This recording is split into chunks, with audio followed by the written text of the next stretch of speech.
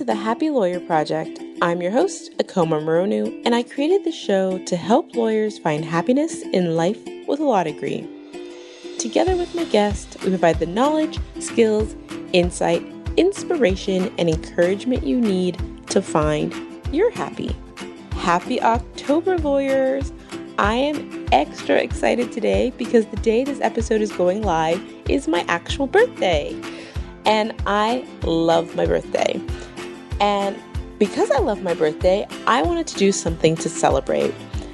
I want to do some giveaways this month. Every episode this month, I want to give something away from me to you, my listeners, to say thank you for hanging in there with me, listening to my shows, sending me emails, giving me such wonderful feedback and love. So, for this first giveaway, I'm going to be giving away a book. It can be any book you want. Well, within reason, any book you want. I'm going to purchase it for you from me. All you have to do to enter is leave a rating and review on iTunes. I'm going to close the drawing at 5 p.m. on Friday, October 6th, and announce the winner on next week's show. So if you're interested in a book and you haven't read a book in a while, if there's something on the show today that Niki mentions that you'd be interested in reading, definitely consider entering. I'd love to hear from you and give you that book.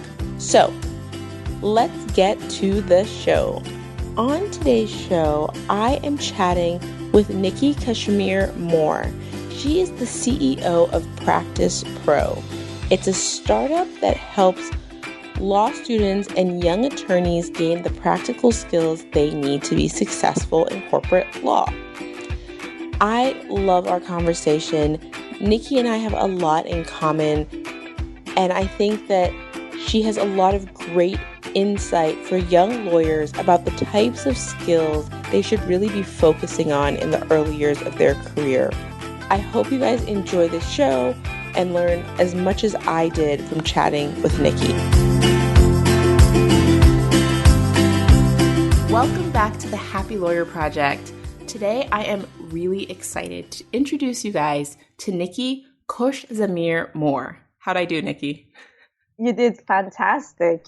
Thank you for having me on the show. Okiyama. Am I saying your name right? Akoma, but very close. Yes. Akoma. Okay, perfect. Great. Yeah. So, Niki, I'm so happy to have you on, and I think it would be really great if you could just start by sharing a brief description of who you are and what you do. Definitely. So I am a lawyer.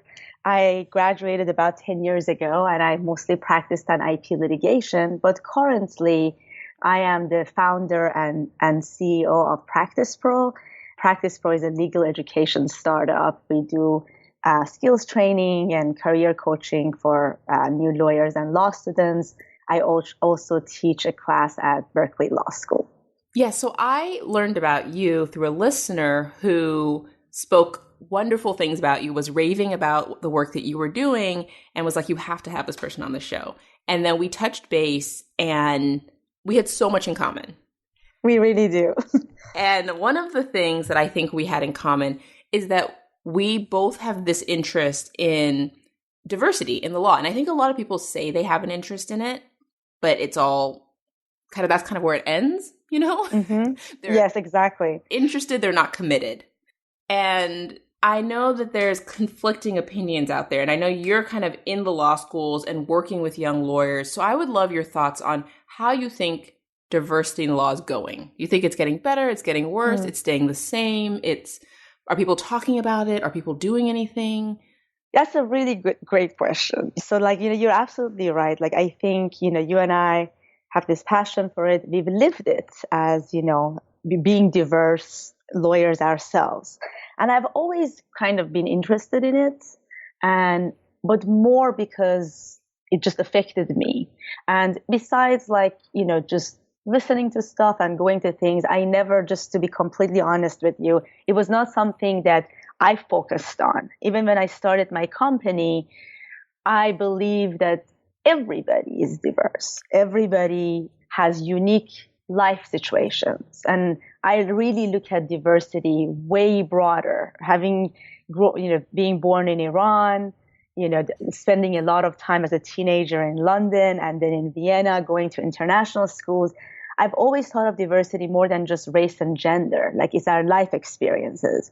But when I started the company, I saw that, even though everybody needs training and needs to learn how to transition to practice of law, I was getting a lot of requests from women, first generation professionals, minorities, and there was a really great need. So to answer your question, I have become very immersed in this. Like, the program, our diversity scholar program that was supposed to be just a side project has really taken over the entire company. And I'm talking to law students, I talk to new associates, to law firm diversity directors, and I'm really just basically swimming in this right now.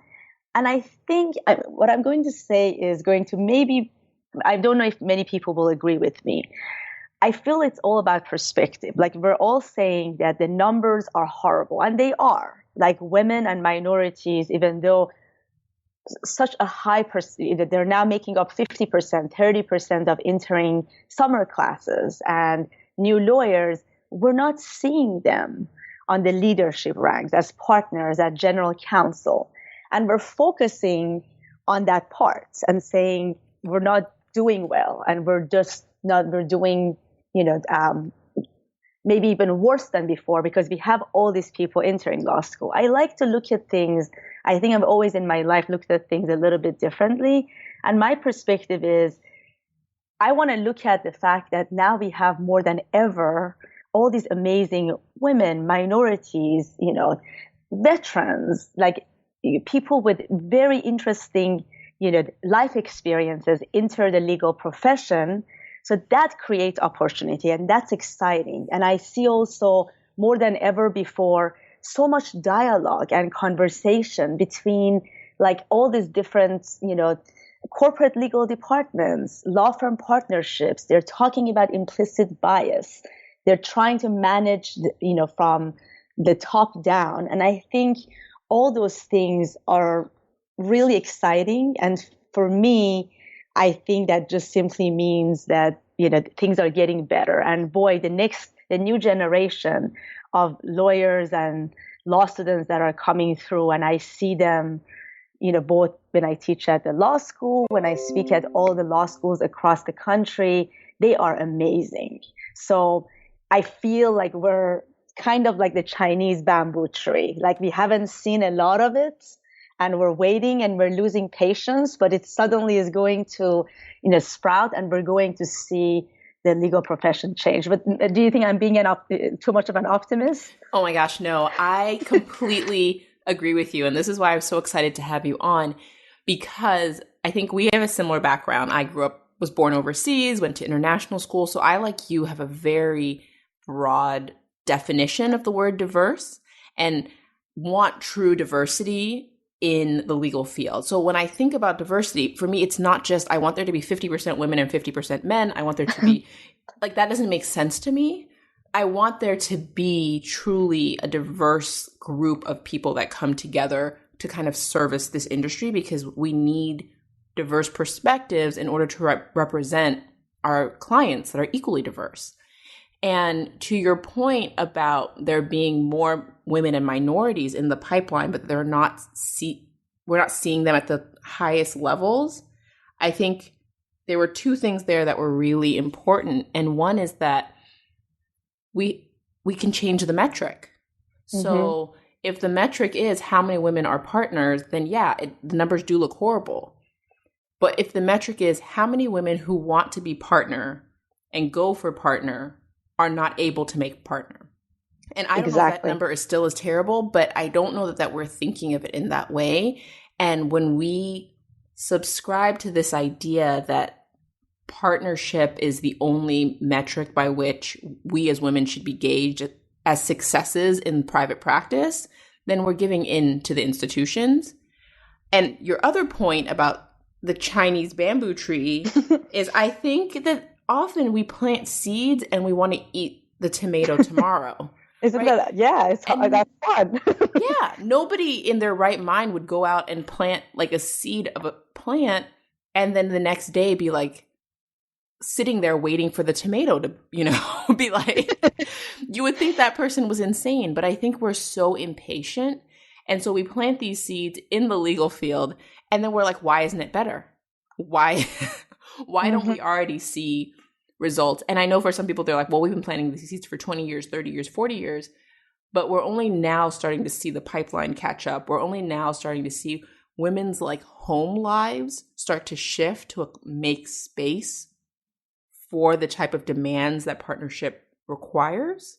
Because it's not Absolutely. as simple, right, as having the firm want to promote you. You also have to want to be promoted, and you also have to have a support system at home in order to take on the responsibilities that come with partnership. Absolutely. And I'm really glad to hear your perspective on this, because I just started working my exposure in my my career, and then also the first 3 years of my company has been working a lot with law firms. And only like last year, we started talking to corporate legal departments, and it has been so refreshing to see the amount of effort that is being put from the client's side to all these great perspectives that you just shared, but also the effort they're putting in keeping the firms accountable, and that mindset of, I want to mentor that first year associate so they learn how to work with clients. I'm going to take this on myself. So if this woman or minority or whoever wants to make partner, they can have that choice. But also if they want to, create this amazing successful career in-house, they get started to think about it early on. It's just supporting that diverse talents to find their own place in the legal profession. I know a lot of the people at my firm, they thought of me as a big loss, a loss of investment. I was an associate, was doing well. I had brought in a couple of small clients. I was very active in the legal community. So, but it's short-sighted to think, okay, she's gone, one more person not making partner. I can add a lot of value still to the firm as an alum. So so you're absolutely right. I think that, changing the metrics and changing how we measure the metrics can really have an impact in, how we are assessing our own progress in this. And, it's not the legal profession. It's all the social changes that have happened in the last 50 years for everybody. So I think if we just look at it with a little bit more patience and a little bit of different perspective, we can, I'm not saying our job is done. There's a lot that we need to do to work on this, but I would like us to do this with hope and optimism instead of always a negative, things are so dire, the cloud of doom has descended upon us. So I know we're the same. I think we're very much the same in that way. And I would be interested in hearing a little bit more about your experience in big law as a woman of color, because obviously I have my experience and my listeners have heard my experience, and mine was a very positive one. What would you say it was like for you? Did it impact your career? Were there challenges that you faced? I think you and I, because of our experience, our international experience, we are also alike on that front. However, I want to share a couple of experiences that opened my own eyes, and then maybe because I work with a lot of people who maybe don't have our international experience, or they were this was their first job ever. They come from backgrounds where they're the first in their families to graduate from high school, college, and then they go to this amazing professional job and they have to figure out everything else. And then on top of that, nobody might look like them. So I'll approach your question from both parts. So personally, I've learned to be a little bit colorblind. I think that last time we talked, I told you that when I went to high school in London, everybody was blonde, and it was me. So I would get shocked when I would look at myself, in the mirror after a while. And then I went to a historically Black college, And I had a really great experience there. And then sometimes I would just, forget, right? And I think it's a good and bad thing.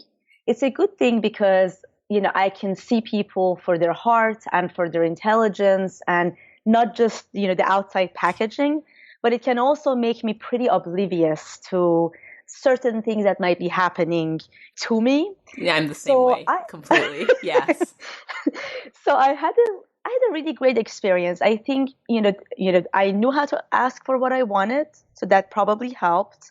And I had a lot of supervising attorneys who liked what I did and they would give me good opportunities. And however, there have been a couple of similar instances, one at the firm and one in academia, where I felt it was more of an issue of being a woman than being a woman of color. But I felt that it wasn't that my voice wasn't heard. Like I had an idea. I had like a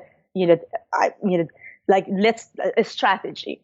And without like trying to go too much in detail and like, throwing the person under the bus, they basically just completely moved on from it. They heard it. They said no. They moved on. And, in the one instance, a week later, in another instance, maybe like 15 minutes later, somebody else, a man, said that exact same idea. And they were just like, oh yeah, like, let's just do this. And I like knowing the individuals that were involved.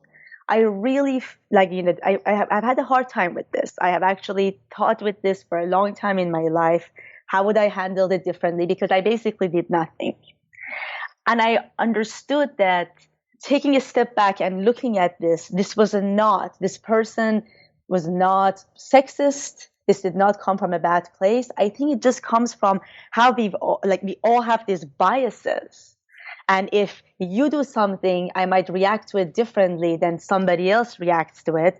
Now, I think I should have addressed it better.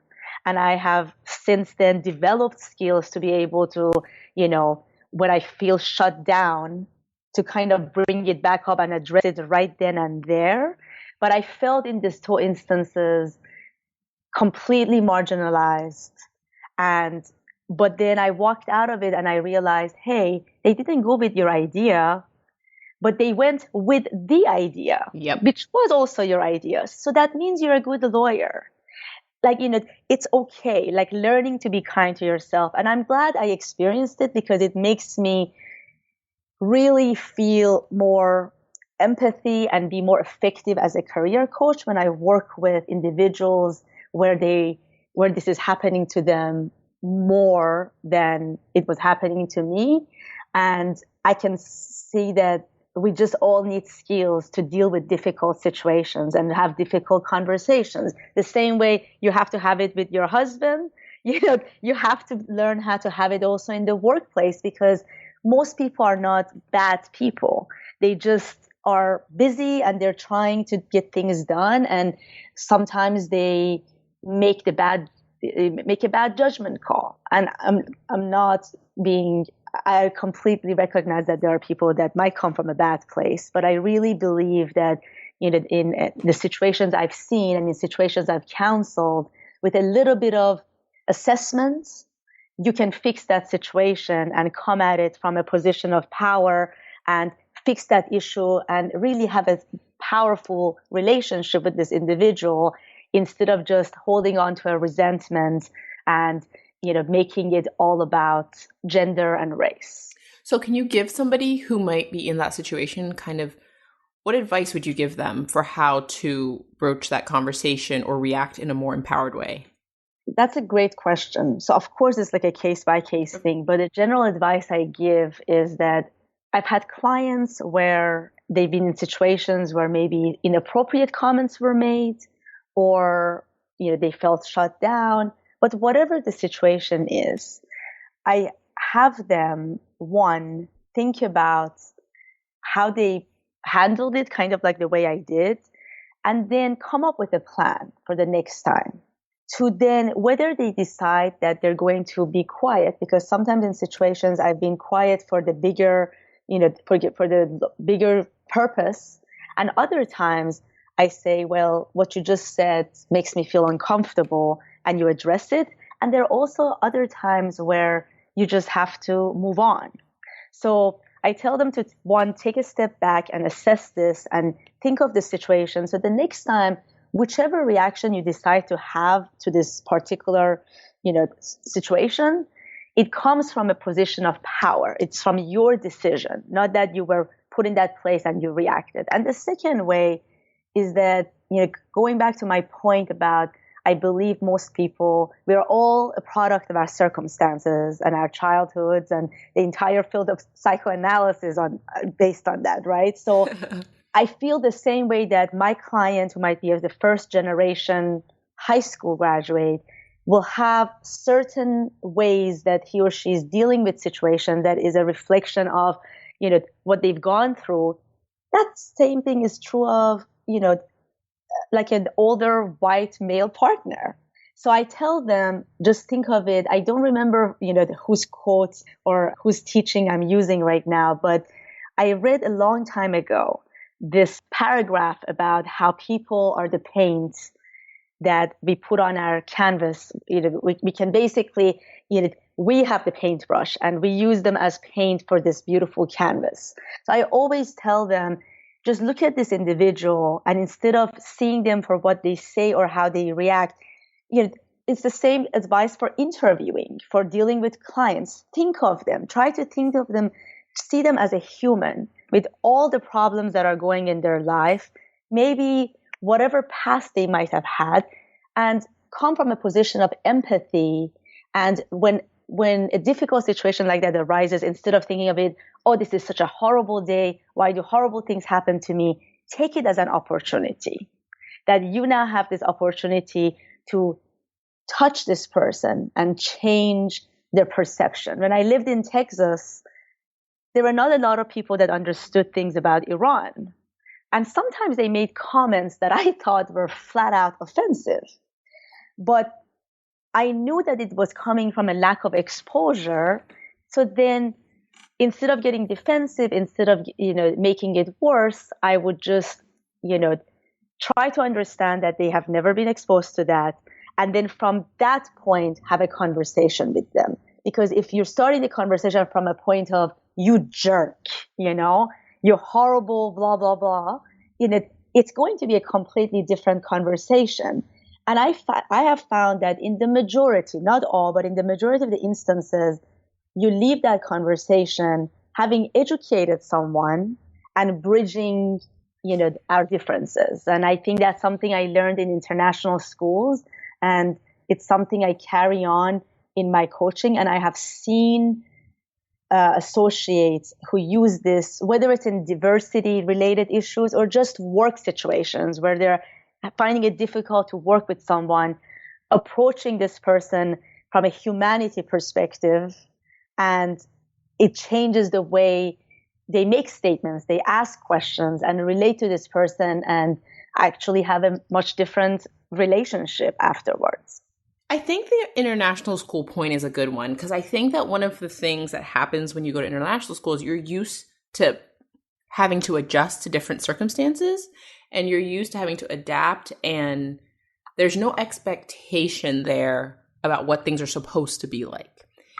And a couple of the points that I really like that you made is, one, lawyers have a tendency to take one circumstance and blow it out of proportion. And whether that is, this person didn't take my idea because he's sexist and no one in this firm has noticed it. This whole firm is sexist. I can't work here. I have to quit my job. I'm going to be homeless. And you're like, that seems like, like things have gotten really out of control. And to really, I think your point was to really focus in on what actually happened and how you want to react to what actually happened, and to not let it get too big in your mind before you create a bigger reaction, to really understand, was it actually sexist? Like, think, I know this person, or do I not know this person? If I know this person, have I had other experiences to lead me to believe that they could actually be a sexist person? And if not, maybe I misunderstood. And if I do think that they are this, is it possible to not work with them anymore or to speak to somebody about it? And, really take it step by step instead of just escalating it in your own mind and then reacting to the escalated version. That is a really great summary, I have to say, of what I said. It's like, and if I may add to that, because it's our strength that is also our weakness, Exactly. because we're very analytical, so that can translate to being paranoid. Exactly. And it's like, I think we also I've done this, and I've definitely see my students and others and associates do this, that it's also because it's the type of environment where it's a hierarchy. So especially in big firms, you see that, for example, the individuals you really cared about and they've mentored you since you were a summer associate, you see them not make partner. Or you hear that the senior associates, they've been told that it's okay to start looking for another job. Yep. And you should pay attention to everything, but I'm all, about gather all the data. Yep. Take the emotion out of it, and then analyze it like that. Because a lot of times I've had students go to a firm, they are loving it, they're loving everything about it. And they come back and they're saying, I've accepted my offer, but I think I need to start looking for another job because this person didn't make partner and he was really great. And I was like, that's like 9 years ahead. That's Yep. 9-10 years from now. Exactly. Why are you tainting your experience based on that? To not lose focus, basically. Yeah, I think that that's right. And I would even say, because I think that you made the point about taking the emotion out of it. And I think that's hard for some people. And so for people who can't take the emotion out of it, it's really about feeling the emotion, but not giving value to that emotion. Yeah. I feel hurt by this. I feel scared by this. I feel threatened by this. I feel, criticized by this. But that's fine. It's fine to feel that as long as you're not acting on just those feelings. That's a great point. So basically, we're looking at everything, the emotion, exactly, the data, but before we base any action on the data, we make sure we have everything we need, because it's like I've stated, because it would be really sad that you just start making actions in a frenzy and it was not even married to reality. Exactly. And so to your point about the time, when you make a suggestion and then you feel like a male makes the suggestion and they take that suggestion, you could find out down the road that the reason the partner agreed was because they first heard it from you and then they heard it again. So now hearing it twice, they were like, oh, a lot of people are making this suggestion. And it wasn't that they were discounting you. And I'm not saying that was your case, but I'm just saying it could be a situation where you weren't being discounted. Mm-hmm. And since you brought this up again, I'm going to share with you what I feel that actually happens and my part of the responsibility in it. Because, like I said, I'm an outspoken person. Yep. I mean, my mom says even when I was born and raised in Iran for 14 years, revolution, war, everything, and she says I was American even back then. I used to speak up and get in trouble. Like this teacher said that we should all try to be really pretty, so when we grow up, we can get, good husbands and get nice houses and things like that. So I just raised my hand and says, why can't we buy that stuff ourselves? So she sent me to the principal's office for talking back. And my mom was, smart enough to understand that, I was just asking a question politely. And she says, you were always American. So I've always been able to speak up. So I've tortured myself for over the years. Why I didn't speak up, or why didn't I go back after that meeting and talk to this partner? Because he's actually a really nice guy. So I realized something, that I also made 2 mistakes. And that's not by saying that what he did was right. Mm-hmm. But my part of it, my lesson learned from that was, one, when I articulated my idea, I didn't articulate it as well as the second person did. So I had to accept that. Second was when he asked me questions about it, and when he said, I don't really think we should, go along with this. I didn't try to fight for my idea, and I didn't try to explain, that, because maybe I wasn't quite sure it was a good idea, right? So I've learned now to be a little bit more confident in myself. And I think it's okay. We all make mistakes. I'm going to continue making mistakes. I learn every day, but if I had one advice for, first generation professionals, women, minorities, really everybody, but a little bit more targeted towards them, is to be confident in your abilities. If you have to sit down and write down everything you've done well, to just remind yourself, I went to good college, I studied hard, I got into law school, to constantly build on our own confidence. It just really helps out, because I've seen this with my students. They don't take on good opportunities because they think they're not ready. And having made that mistake, now I don't make it anymore. If somebody says, can you come and keynote this conference? My first thought might still be, oh my God, you can't do this. Who are you? But then I kind of, counteract that voice and say, they ask you to do it. They think you're, good and inspiring or whatever. Just say yes and figure it out. Because I think that's some of our other counterparts are doing and climbing up the ladder. So, I want your listeners to know that even for us, we might have come from a position where we've looked at this a little bit differently, but we've also had to learn and adjust and calibrate to get to where we are too. Oh, completely. And I think, the confidence point is a really important one. And I'm actually having another guest come on to speak specifically to that point, because it's a challenge that really holds people back.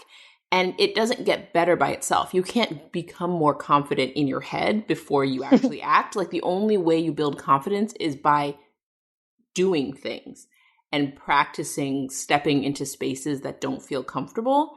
And I always tell my clients that I coach, confidence isn't being about 100% sure. Confidence is being sure enough that you're up to the challenge.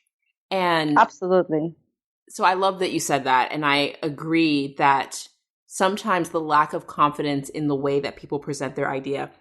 I just want to share this story. And, I've interviewed so many candidates over the years. I love interviewing law school students. I think it's an important part of my job as an attorney who's interested in bringing diverse candidates into the profession. And I'm always shocked by the people who discount themselves in their interviews. Mm-hmm. Say negative things about themselves or volunteer. Yes. Nobody assumes you're perfect, I understand you're just a law school student and you're only 24 years old or whatever. I don't think that you are a CEO with CEO level experience. So when I say to somebody, I'll say something like, oh, it looks like you got some great experience at this, job that you had. And they'll be like, well, it wasn't that great. Why would you? I'm like, why would you say that to me? You know what I mean? And it just makes me wonder kind of how they're going to convey ideas to clients confidently if they can't even sell themselves confidently. Yes, absolutely. And sometimes I actually seen this a lot in my law students too. And so we have a rule that means no negatives. Unless they ask you about that C you got, where now the negative is a topic, you're not allowed to volunteer negative things. That's not and I ask them why they do it. And they say a lot of times it's because either they don't want to, they want to be humble, or you're really friendly. So now they're approaching this as a friendly conversation instead of an interview. So I always say, beware of the friendly interviewer. It's because now you're just, the friendly interviewer is not your therapist. The friendly interviewer is still interviewing you for a job. So and I really think sometimes it's also cultural. When I coach, when I first started this 3 years ago, they were an amazing woman who runs this Women in Law program. She told me to watch for Asian American women and how they do on campus interviews.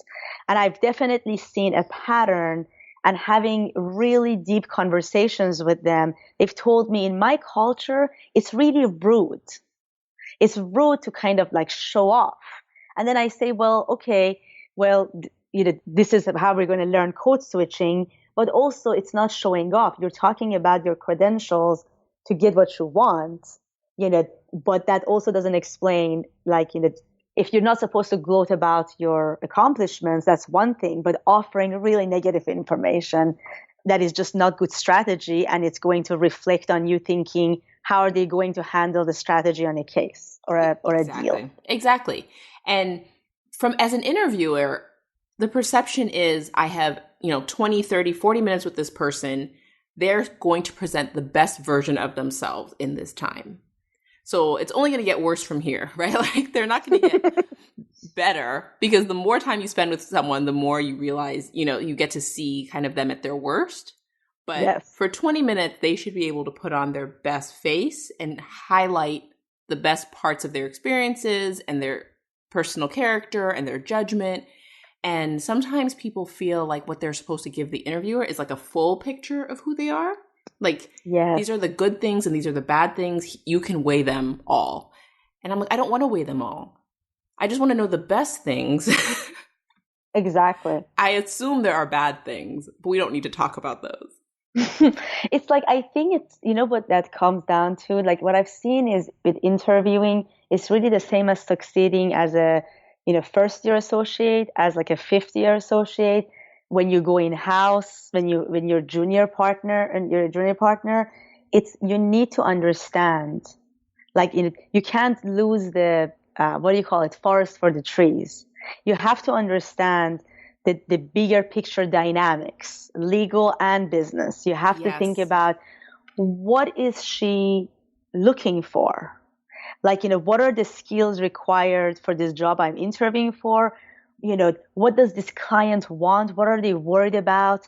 On the business front of things, did their stock just take a nosedive or something? And if you think about those bigger picture items, I think you'll just be happier. Like, to just like you become happier because you understand this partner who just didn't respond to you. They're very right now worried about X, Y, and Z, or, I need to get this opportunity.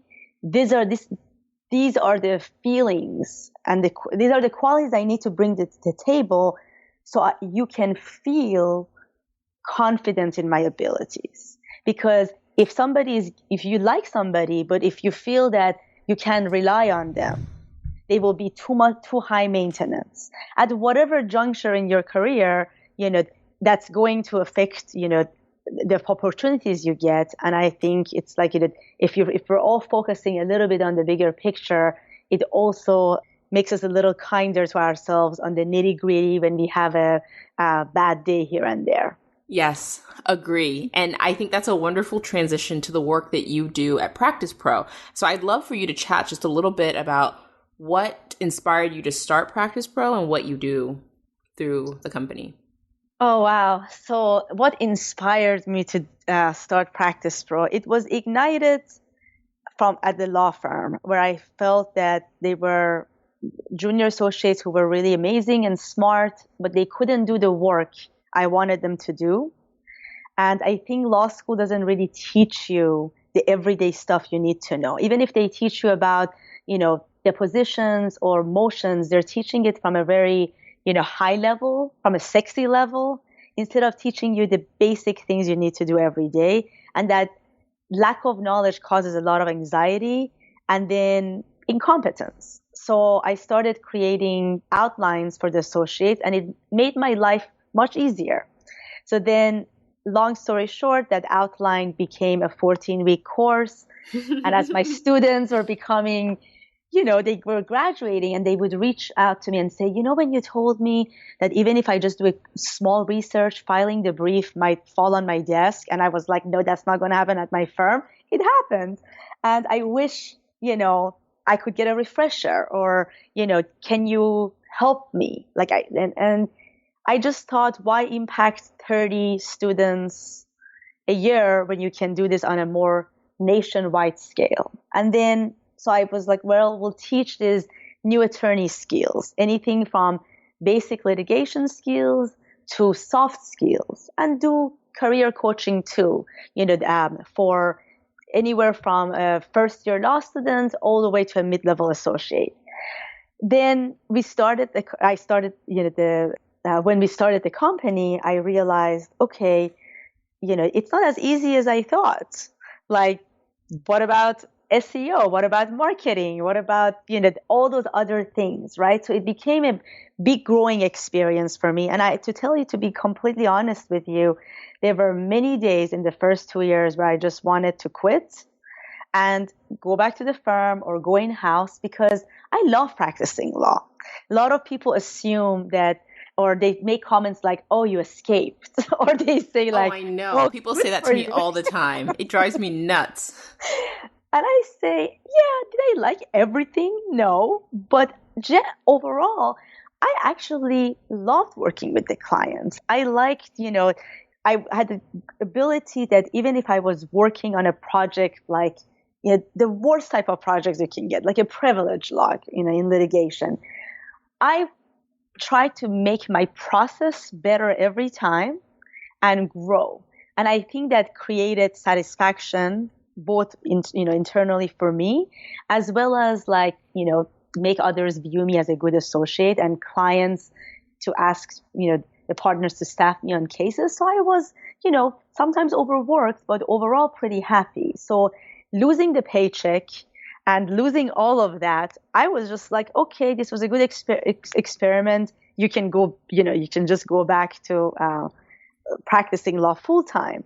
But this diversity program that we created, which was intended to provide the training and the coaching that we do to first year law students all the way to graduation, created this feeling of obligation, meaning that at different junctures when I was about to say it's over, like let's just not do this, there would be a student that would reach out with this amazing long email and about the impact that we were making. And I just had to keep going, right? There were just always just these signs, and I'm really glad I did, because there was a threshold where we got name recognition, and it was that root system, because I chose to, forego some of the ways you can make an income easier, like speaking engagements, and even, a lot of coaching clients, for the sake of creating the brand and creating, this diversity program. If we had funding for 15 scholarships, we gave 45, which meant, I had to coach all these extra people for free. But I really believed in them, and I really believe they're my root system. And, a lot of people thought I was insane, including my parents. And maybe I am. But I'm really happy to just say that it was the right decision. All these law students now that our first class of 2017 graduated, they reach out all the time with opportunities for the company. There are some people who just constantly say, what can I do? What can I do to help? And I say, nothing, just study, focus on what you're doing. And that's really gratifying at the end of the day, because I was giving to them, but it really ended up that they were inspiring me and giving to me. And if it wasn't for them, especially that, our first class, we would, and I tell this to them all the time, that if it wasn't for you being so grateful and so kind and putting up with some of the hiccups of a startup, now we wouldn't be able to say we have 15 firm sponsors and we just partnered with Google. So it's a combination of patience and, giving, that my service to them came full circle. So, Practice Pro now is 70% of our efforts, if not more, goes to this diversity program. We pick these first year law students and give them professional development training and career coaching. And this year we're converting it to also having a lot of recruiting components. We want them to start talking to our firm partners and corporate legal departments as early as possible, not just to get a job, right after, for as a summer associate, that's important, but also to start networking the right way, thinking about their real dreams. There are people in here who want to become, the first African American Attorney General of the United States, and I want them to hold on to that dream, right? Maybe it will change, but thinking on that level is very important. So we have that, and then we have training programs and coaching for basically anybody who's thinking about law school all the way to junior partners. So for all the law students and young lawyers out there who may want to get involved, is this open to anybody? Do you have to live in California? Who is this accessible to right now? So great question. So the diversity program is for first-year law students. So we start the new cycle of applications. We start taking applications in November with a deadline of January 16th. And it's first-year law students who are diverse. And the way we define diversity is, race, gender, LGBT, disability for the sake of our partners. And then I have always provided, more opportunities than we have had funding for. So if anybody thinks they're diverse, maybe it's, their veteran status, their socioeconomic status, they can, reach out to us and inspire us. And, I run the company based on what the market needs and wants. And then as far as all the other programs, we have the conference itself is open to everybody, like law students and new attorneys. And if you are not a new attorney or a law student and you want to be involved, I have speakers at all of my conferences. We are now in the process of certifying coaches so we can scale better. I can't continue coaching hundreds of people. So we are very excited about this first class of certified coaches. So if anybody wants to be involved in any way, I just absolutely welcome them to reach out to me. I'm always up for a good conversation. That's so exciting. And I feel all sorts of goosebumps when I hear you talk about the impact that you're making and the gratitude that your young lawyers have for the work that you're doing in the world. And I don't know if you know who Jonathan Fields is. He runs the Good Life Project and is a former Big Law associate himself. And I'm pretty sure this is him, but I may be confusing him with somebody else. But he makes this analogy of how, some people want to be a wave and some people want to be a drop. And, the wave kind of knocks everybody over and changes the world and affects everything. And in some ways, you were choosing to be the wave by going with Practice Pro instead of just teaching the one class at Berkeley. Oh, that's awesome. That's going to make me feel good on bad days. Thank you for that. But then the second part to his thing is that you also can be kind of, how when you put a little drop of food coloring in a bucket of water, it just explodes. And that's kind of who your students are in the world. Yeah. It's like you created this wave, but your impact is really through these individual students who go out in the world and they make a difference. And there's kind of a, what's the mathematical term for that? Exponential impact through the work that you as one person can do. So I could chat with you forever, and I'm looking at the time, and I just want to thank you so much for the work that you do. It's truly inspirational, and I love every time we get to chat, and hope we will get to work together again. Absolutely. Thank you. Thank you so much for having me. You are truly an inspiration. I'm so glad that my former law students, connected us, and, I'm happy that you're doing this because I think, you're connecting everybody through your platform, and you are a really busy woman, but you're still choosing to do this. So I know that, for example, I need a lot of help, with, managing finances better. And I saw you have people like that on this show. And I think you are putting tools out there for everybody to, find happiness, whether it's through learning how to network better or having a better perspective, managing their own lives better, confidence building. So in some ways, you're like reaching out and you are, putting all these tools in this, great toolbox. So thank you so much. I will definitely tell my students to come and use the Happy Lawyer Project as, one of their resources. And thank you so much again for having me. That was very sweet of you to say. Thank you. Of course. Have a great day. Thank you for joining me for the Happy Lawyer Project podcast. Please head over to my website, www.thehappylawyerproject.com, for more information from today's show. While you're there, I'd love it if you'd leave me your thoughts on the show. You can also connect with me on LinkedIn, Facebook, or follow me on Instagram. If you've enjoyed the show, please share it with your friends. And don't forget to head over to iTunes to subscribe and review the show. As you know, each rating helps more listeners find the show and helps me get awesome guests on here for you guys. If there's anyone you'd like me to have on the show, or if you'd like to be on the show, head over to my website and let me know, or send me an email at okema, OKEOMA, @thehappylawyerproject.com.